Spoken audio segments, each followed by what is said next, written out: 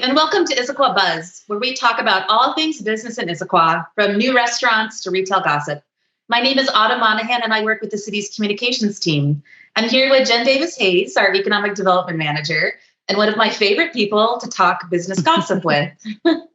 So today we're talking about a favorite topic, I think, for both of us, Salmon Days, which is this Saturday and Sunday. It's always the first full weekend in October. So that is part of the tradition. This always just kind of sets the stage for me that fall is here, and is definitely a tradition in my family. I've been going for years. How about you, Jen? Well, I hate to admit this, but I didn't go to Salmon Days until I started working here 9 years ago. Oh, I have heard about it and just didn't get here. And since then, we've been there every year. And so my kids love it. They have kind of grown up in it a bit. And now they're able to kind of go off and enjoy all the food and fun on their own. And so they're really looking forward to it this weekend. And also my 17-year-old son is going to be volunteering on Sunday morning. So that'll be good to see him out there in one of those Salmon Day shirts. Oh, that's wonderful. Well, so a lot is different and a lot's the same with Salmon Days, I think, since COVID. And so today we've invited Kathy McCory. She's the retiring CEO of the Greater Issaquah Chamber of Commerce to chat with us a bit about what we can expect. What are some new things? What are some things that have changed or are improved now for the festival? So we're excited to learn more from Kathy. Can't wait. Hi, Kathy. Thanks for joining us today. I'm sure this is the busiest week of the year for you. So thanks for joining us for a few minutes to talk through all things Salmon Days. So for those that don't know, let's start from the beginning. What is Salmon Days and kind of what is the history here in Issaquah? Okay, great. Thank you, Autumn, and I'm happy to be here. It is a busy time as we get ready for Salmon Days. It's our 53rd year. It's a long-standing tradition in Issaquah. It started as a replacement, so to speak, to the Labor Day event that used to happen. And over the years, it's just kind of taken on this life of its own because the entire region has grown to love Salmon Days and become familiar with Issaquah through Salmon Days. And we're happy to be bringing it back year after year after year. It's been a joy to us. It is now the largest 2-day festival in the state of Washington. Wow. And it supports over 70 local nonprofits. So it's not only our biggest event of the year, it's the biggest fundraiser of the year for a lot of our local nonprofits. And it celebrates, what's exciting to me and my family is that it celebrates the return of salmon to Issaquah. Exactly. And so our number one nonprofit we celebrate is our hatchery. And just the amazing return of all those salmon to Issaquah Creek. And if you have never seen that, it is something that takes your breath away, I think, every time we do see that. To have all of those adult salmon come back and spawn in the creeks and to learn that story of life and to learn the importance of salmon to our environment, I think is crucial. And it's a fun way to learn by attending a festival. So besides seeing salmon, what else can you do at Salmon Days? Oh my gosh. Okay. There's a lot this year. We're almost back to full operation. There's a few changes going on, but we can get into that a little bit later in the program. There's over 300 arts and crafts booths. And so they're from all over, not just the Pacific Northwest, they're from all over the country. And they come here and showcase their individual unique products. There's over 40 booths in the foods from around the world. So anything your heart desires, I think, as far as festival food can be found at foods from around the world. We have 3 stages this year. We have our main stage at the community center. We have Streaming Live Lounge, which is our young kind of teenager hit stage at the Mercantile Building at the other end of the festival. And we have a new stage in Field of Fun that is for up and coming talent. So You just you can go online, you can sign up. It's non-amplified because it is in our field of fun, which is our play area for all of our families and little ones. But it's a great place to be discovered. And if not by Salmon Days, who knows by who else is going to be out there looking for their next young talent to book. And it's a great way for people in Issaquah to kind of get that 15 seconds of fame, although it's more like half an hour. That sounds like a lot of fun and something new. What else is new and different about Salmon Days this year? So, number one, getting back to the area for teens, the Army is bringing in their great big gaming truck. So there will be a place for kids to hang out and play video games, compliments of the Army, and we'd like to thank them very much for sponsoring that. Field of Fun will have all kinds of activities there. We have inflatables, we have an obstacle course, robotics team will be there, Dock Dogs, which is now their nationwide Dock Dogs. So we've grown up in the rankings over the years, and so this is a national competition now, and that'll be in the Field of Fun. And then all kinds of other great activities and vendors there. We have in the community center stage, we're going to be doing a tribute to Alan White, and so that'll be Saturday night, but there's 2 full days of entertainment there. For adults, there's 2 beer and wine gardens. There's one at the community center stage and another one in the show itself at Front and Sunset. Those are 21 and over. So we've got Field of Fun for all the families and all age groups, but there it's just 21 and over. We also have the hatchery back. I don't know if you remember, but last year the hatchery was still closed. So now just really big deal to have them back up and running and be able to tour that facility.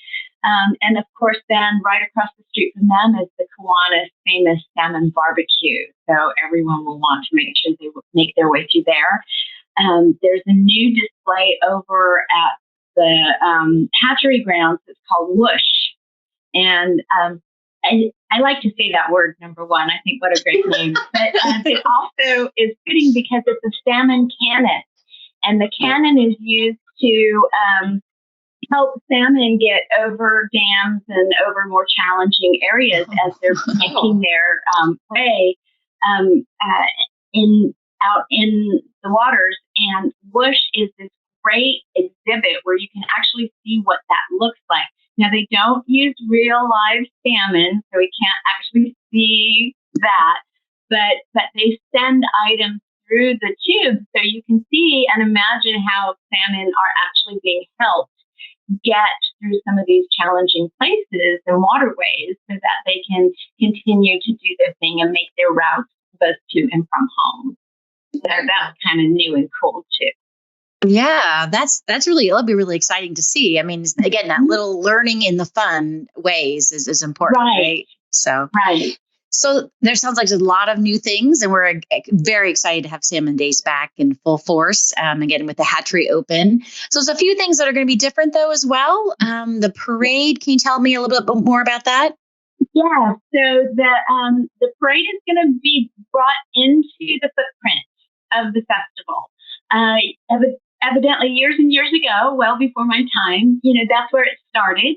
And as it grew, it created its own route. And so with the changes and everything else since COVID, we want to try to bring it back within the festival footprint. So it's going to start at the community center.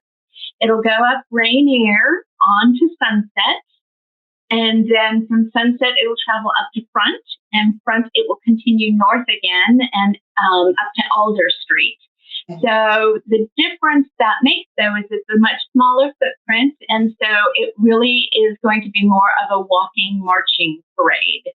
So the big floats, unfortunately, are gone. But what we found over the years, and especially the last 2 years, is that it's going to be a little bit of time before a lot of the organizations that were doing big floats can afford to bring those back.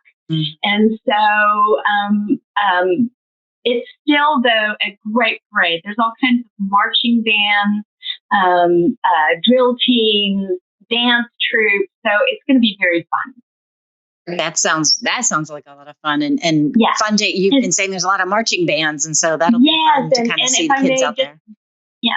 The one thing is the time hasn't changed. We're still kicking off the festival with the parade. So 10 o'clock Saturday morning is parade time. You want to come early and find your spot to watch it and know that it's not going to be on Gilman Boulevard. You're going to want to come down to Front and Sunset and Rainier. All the booths are spread out, so there's plenty of viewing space. Great. I love that. Oh, sorry, go ahead. I was just going to say, I love that you're continuing the tradition of a parade to kick off the event. It's just a fun memory for me and my family is seeing the parade and then going right into the festival. So it's a great way to kick it off. Draw people in for sure. Yeah, yes. Yeah. It's very celebratory. We're very excited. Yeah. So the one thing I know that Salmon Days didn't produce in the past, but was the same timing, was the Rotary Run. And is that happening this year, Kathy? Right. No, not. I think they're looking at, again, taking another year to kind of restructure where and what weekend it is going to be. They use the same route on Sunday that the parade used on Saturday. And so, again, having to rethink all the new logistics involved. They won't be there, but Rotary will have a booth there. So make sure you find their booth and say hello, because they will be there. Again, I touched on the Kiwanis barbecue is back again this year. The run is not. The carnival is not happening this year. And again, this is because as everybody gets back up and running, the carnival does a big, huge circuit, and they have to have so many festivals to go to. And not all the festivals around us are back up and operating. So they didn't have all the stops they needed to get this particular route, if you will, back. So we hope that the carnival will be back next year as more and more festivals come back to life, so to speak. And then the other thing that's changed is the shuttle. So not being able to have the shuttle this year, we want to make sure people don't go to the locations where they would think about parking and think about jumping on the shuttle. But instead, we have parking lots surrounding the festival that are all run by these great nonprofit organizations. And there are maps of where all of those parking lots are on salmondays.org. But we encourage everyone to just come on in, go to one of those parking lots. There's lots of them. There's the high school, the middle school, the elementary school. There's Virginia Mason parking lot. They're scattered everywhere, and they're all within walking distance. And just fill up those parking lots for our kiddos and use that instead of having to wait in line for the shuttles and things like that. So it'll be easier for, I think, everybody to come as they want to, park conveniently, and enjoy the festival. Great. So I have a checklist every year at Salmon Days of what I'm going to eat. And top of my list is always an ice cream bar from Bones. I do allow myself one for the weekend, but plenty of other traditions when it comes to food. What are some of your favorite things that you eat, Kathy, and Jen too, at Salmon Days? Yeah. So my festival sin, if you will, are elephant ears. One, because they're so big, and I should really find people to share with. But honestly, I could eat a whole one myself. They'll be there. Pierogies, I think, is going to be there. Of course, the salmon barbecue. You have to do that on one of the days. There's several other food vendors that have different types of seafood. There's one that does these amazing shrimp kebabs. I love those as well. And I'm right behind you in line at Bones as well. How about you, Jen? Do you have any favorites too? Well, I always love thinking back to the day when I used to go to festivals when I grew up in Pennsylvania, funnel cake. And so the elephant ears are very much like that. So I'll share with you, Kathy, or maybe we can get 2 or 3. They have different flavors and toppings. But besides that, I love the chocolate dipped strawberries. Mm-hmm. It's kind of just, or, anything with strawberries. But yeah. I don't know, you're there thinking you want one thing, then you see something else you want to try. So that's really fun. And the ones that have the lines are worth it, right? Yeah. Because they're good. Exactly. Yeah. You two remind me of something though, too, if I can really quick. There's a new section of the show and we're calling it Sammys Samples. Oh. And it is over in the parking lot where AAA is. And there's all kinds of food sampling vendors in there. So, all the wonderful gifts you can buy for the holidays, the nuts and the toffee and the fudge and on and the barbecue rubs and all of those things. We put those in an area to showcase them all together. And so it's called Sammys Samples.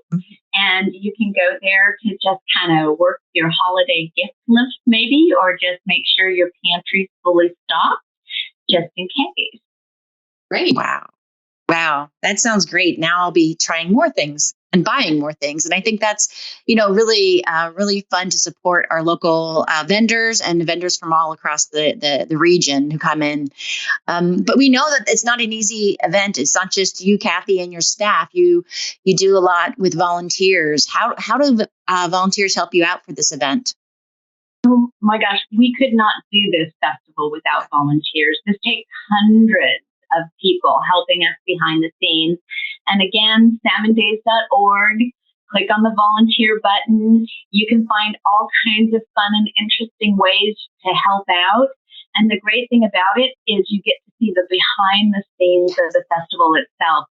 When you have a festival that has its own headquarters and its own company called Extreme Team to help, make this festival happen, it gives you that really cool inside view.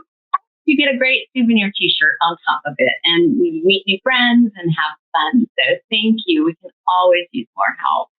Great. So I'm going to take a moment and put a plug in for the city's booth. The city of Issaquah has a booth that we've run for many years now. That's become quite a tradition for our community to stop by and get a photo taken with Sasquatch. And then also this year, we're working on a time capsule and have collected items throughout our community that will be buried later this year. You can come by and check out what we're going to put in our time capsule. So make sure you stop by the city's booth that's right outside City Hall and the police station. So we'll be excited to see you there. Back to the fact it's such a great community event, right? Yeah, everybody definitely. Yeah. Well, we also, Jen and I wanted to take a minute, Kathy, and just reflect too on your service to the community and to Issaquah, as this will be your last Salmon Days as CEO of the Chamber as you're moving on. And just, again, want to thank you for just your years of service and how much you've supported our community and our local businesses. Well, thank you. And I hope to be back as a visitor and a guest on occasion. I always know it's that first weekend of October, so I know where I can find everyone. And I want to say it has just been a joy and a privilege to work with everyone in Issaquah. I know I've always got friends and family there, and it will always be very, very special to me. So thank you. You'll be missed, but we know you'll have some fun adventures in the next phase. So please do come back. Well, thanks for joining us, Kathy. And now to kind of keep with our Salmon Days theme, we're going to cut over to a video to show some memories of Salmon Days past.